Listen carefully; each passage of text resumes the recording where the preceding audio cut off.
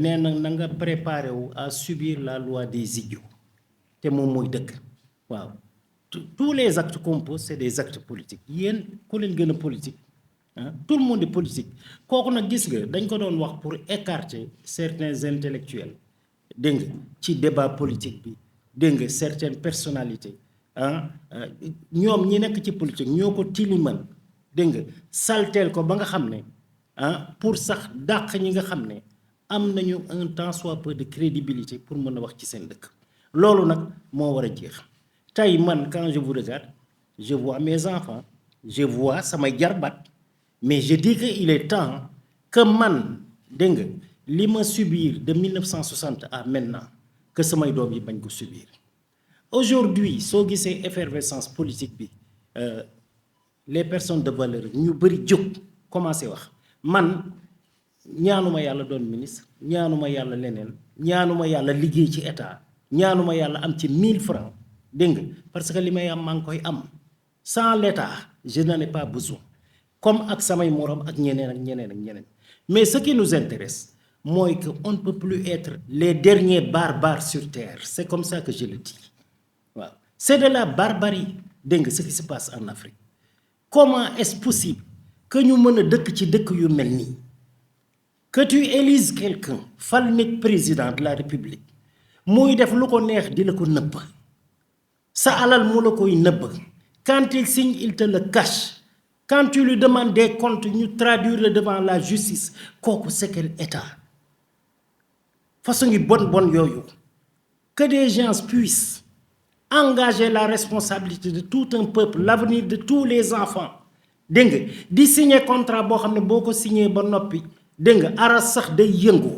ah pourquoi ci ay bon comment peut-on comprendre que aujourd'hui ah am ay sénégalais yu mën a taxaw di défendre le code minier du Sénégal par exemple ah jëlal 10 wala 15% ma jël 20% ma jël xaw ma jëlal 80% jox ma 15% c'est gis nga yooyu moo mënatul continuer Sénégal nag dañ doon wax ne la qualité des ressources humaines au Sénégal ak nangam mais il est temps de le démontrer de montrer dégg nga que nous ne sommes pas des sauvages de montrer que nous ne sommes pas des abrutis que li tubaab bii signé man dama faale Macron wala keneen wala un intellectuel européen loo may jaay ak loo ma mën a jàngal ba war maa mën a nax ñu nekk ci système bu bon boobu c'est ça qu'on veut que ça s'arrête dégg nga du nag ay faral parce que ñi taxaw fii di prétendre à diriger ce Sénégal là billahi wallahi taalaahi colonel Tabaski Diouf moo leen ko dàq commissaire Sadio mii moo leen ko dàq ak candidat bu mu mënti doon aujourd'hui les enfants ont entendu parler du patriotisme avec le Pastef mais ba nit ñi doonee ay patriotes dégg nga di xeex pour le patriotisme en tout cas moi j'ai tout sacrifié depuis la classe de terminale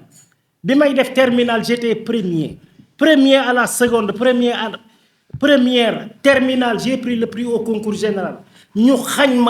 ma bourse d'excellence pour ma dem ànd pourquoi parce que j'avais dirigé la grève bi ñu yàggee bañ yàgg na waaw et ces Sénégalais là sont là waaw à l'université on a refusé l'enseignement à l'université gis ni système bu bon la qu'est-ce que c'est que le système d'enseignement bi ñuy jàngal nii dégg nga on forme des gens à répéter le savoir et l'histoire des autres c'est tout ce qu'on fait à l'université qu'est-ce qu'on fout là-bas ah Platon nee na woon nangam kuy Platon dégg nga Napoléon Bonaparte voilà sa vie dégg nga c'est ça le théorème dégg nga de Pythagore c'est ça le théorème mais quand même nous on est les seuls peuples au monde à apprendre di jàng l'histoire des autres à répéter la vie des autres c'est tout ce qu'on a fait yooyu nag ci yooyu la ñuy wax Ousmane Sonko c'est vrai qu'il est radical ñoo ko gën a radical junni yoon ak juróom il a sacrifié son poste de directeur national de la police du Sénégal dégg nga radié pour des convictions de patriotes voilà monsieur Tabaski Diouf pouvait être général chef d'état-major de toutes les armées du Sénégal mais son intégrité dégg nga passion boobu mu amoon moo ko xañ monsieur Amadou Tidiane Mon est là il pouvait être aujourd'hui le secrétaire général du PDS en se lançant dans la politique nekk foofu et cetera ak ñeneen ak ñeneen ak ñeneen waaw c'est ça qu'on dit que dégg nga moo war a jeex waaw jël alalu réew di ko sàcc ça doit finir waaw jàpp les gens comme des moutons de Panurge njàng mu bon qu'est-ce qu'on forme qui sort de l'université de Dakar toujours moo ko man y a un seul profil qui sort de l'université werentekat ku ci jàng ba am diplôme ñaar ngay xool ci moom ne c'est un polémiste werante rek la fi nekkee dégg nga ak construire de belles phrases en français dégg nga ku takk galon yooyu nag ñëw taxaw mais ma ne suñuy ressources humaines bu fekkoon daf ñuy jëriñ ba Sénégal développé kañ la n'est-ce pas scandaleux inadmissible moralement dégg nga sur tous les plans qu'on te dise que le Sénégal est aussi riche sur tous les plans que Sénégalais yi di taxawaalu gis nga lii la ñu tubaab yi yéene ñuy taxawaalu ci mbedd yi dégg nga les gens ont des problèmes de 100 francs et de 200 francs les gens ont des problèmes pour vivre pourquoi parce que un autre Sénégalais comme moi Abou Wele dégg nga docteur wala professeur wala nangam on le nomme quelque part muy signé yoo xam ne dégg nga pour avoir des commissions ci suuf Sénégal di ci dee di ci torox illa yawmi diini mais il est temps de refuser waaw on ne va pas supporter un candidat parce que c'est un candidat dégg nga parce que moo ñu neex dañu ne Olof Njaay dafa ne yaa fi sës mooy tax a falu c'est-à-dire que nit nag mën nañ taxaw ba ne kii de manière consensuelle yaakaar nañ ne moo tane ci candidat yi fi nekk waaye nag on signe nañu signé lii charte de bonne gouvernance bi soo ko defoolee nous serons les premiers dégg nga à t'attaquer waaw on a défendu Ousmane Sonko par exemple partout sur tous les plateaux waaye bés bu fi doonoon président ba taxaw dégg nga commencé def du népotisme wala leneen ñoo koy xeex ba ñu yaakaar ne mosuñoo wax lu baax ci moom parce que c'est pas ce qui nous intéresse dooy affaire nit léegi nag li ngay wax ci affaire dund yooyu pour daaneel foofu cherté de la vie c'est scandaleux personne ne peut comprendre que la ville de Dakar soit plus chère que la ville de Berlin kan moo mën a comprendre que la ville de Dakar soit plus chère que la ville de Madrid ce sont je vous parle des faits économiques Dakar est l'une des villes les plus chères au monde même tubaab yi bu ñu fi ñëwee vacances quand ils entendent nos prix dañuy tiit naan mais qu'est-ce que c'est que ça quand ñi dëkk ci Afrique yëpp bu ñu fi ñëwee ay Cameroun nag dëkk yëpp bu ñu ñëwee ci affaire loyer ak location lan lañ lay wax ne la mais qu'est-ce qui se passe chez vous ñun 3 chambres salon à 60 000 francs tu peux l'avoir yéen comment se fait-il que chambre bu gën a tuuti ñu naan la 150 000 francs CFA pour vivre aujourd'hui dans une maison 10 000 francs boo ko dépensé wul du ngeen añ wala ngeen reer parce que c'est impossible impensable mais qui a fait ça cette aberration là cette monstruosité économique kan amul benn économiste boo xam ne dana génn assumer responsabilité am ne j'ai participé dans ça parce que xam nañ ko c'est des anomalies ci la ñu dëkk ay monstruosité yoo xam ne mën nañ ko dindi mais il y a jamais eu de volonté politique loolu moo fi mësul am parce que un président na nga mënee xeex les manifestants xeex ne lii du fi am noonu nga mënee xëy légiférer pour le peuple ne bés ni ki tey appartement 3 chambres salon 100 000 la ku ko teggi ma nangu immeuble bi c'est comme ça qu'on dirige un État j'ai l'habitude de dire que on n'a jamais eu de ministre du commerce qu'est-ce que c'est qu'un ministre du commerce c'est le défenseur du pouvoir d'achat des gens xeexam ni armée amee importance noonu la amee importance parce que moom mooy protéger portefeuille bi nit ñi mais ils ne le font jamais Sénégal c'est des prix yu kenn xamul on nous parle d'inflation de 9,9% wala 10% c'est pas vrai l'inflation est à 100% maa ko wax amul benn économiste buy génn di ko dindi les prix ont augmenté ont doublé ont triplé le panier de la ménagère boo ko xoolee d'une année de base à une autre tu verras que les prix ont triplé lu doon jar 100 ñu ne 300 lu doon jar 1000 ñu ne 3000 etc. C'est du désordre scandale ils ne nous ont jamais dirigés waaw wax naa ko fi nee naa tout ce qui les intéresse c'est le protocole waaw c'est le protocole monsieur le ministre dégg nga monsieur le secrétaire général yu ñàkk fayda ah oto bi ñu la jox ak sa lekk ak sa naan mais on ne peut pas être aussi terre à terre ñun kañ la ñuy changer ñun sénégalais moi tout ce que j'ai wallahi yàlla mi ma tiim ah sama yaay bu mi ngi dund buñ ko woowoon tey mu témoigner ko ak samay mbokk man 100 000 francs bu duggee samay poche dama koy distribuer séddoo ko ñépp mu jeex takk j'ai toujours vécu comme ça parce que mënuma comprendre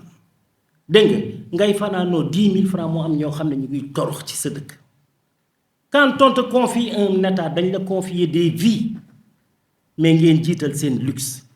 di dawal gouvernement bi ay auto 150 millions alors que le président de la République française a une voiture qui coûte peut-être 35 millions de francs CFA. Que nous, notre président de la République, puisse conduire une voiture qui coûte 1 milliard.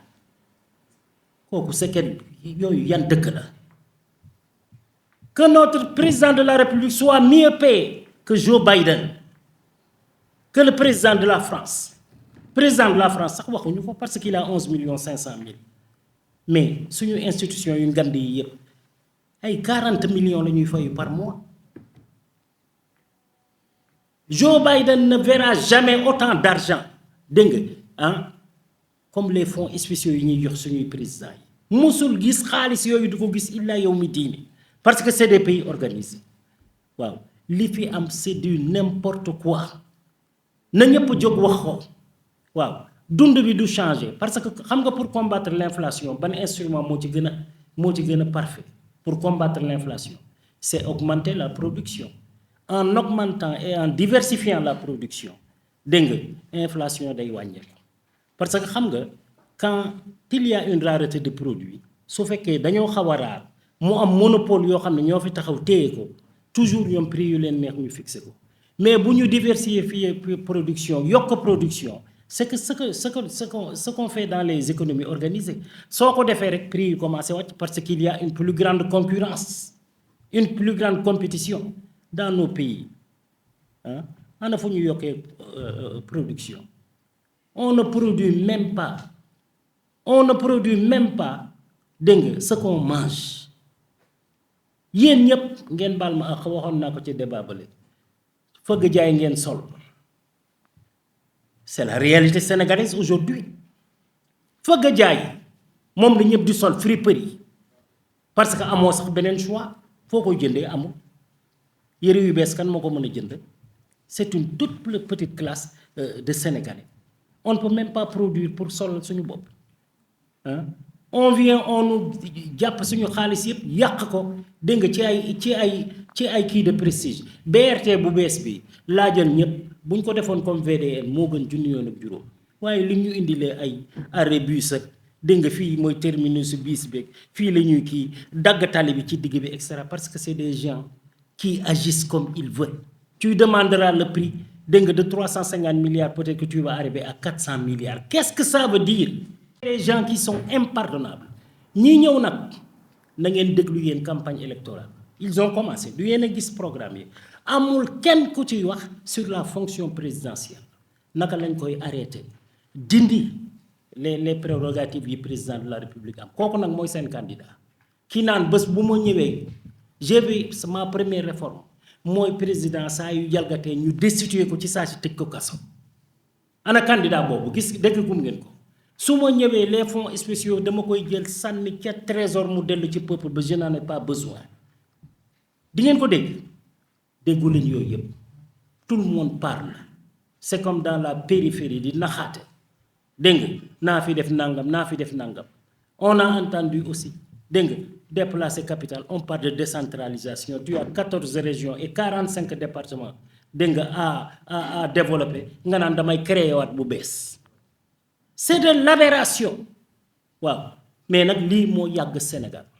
waaw te ko am xam-xam ñu saaga la dégg nga ils n'ont jamais accepté que des intellectuels debout taxaw ne lii du fi am dégg nga yooyu yëpp kii la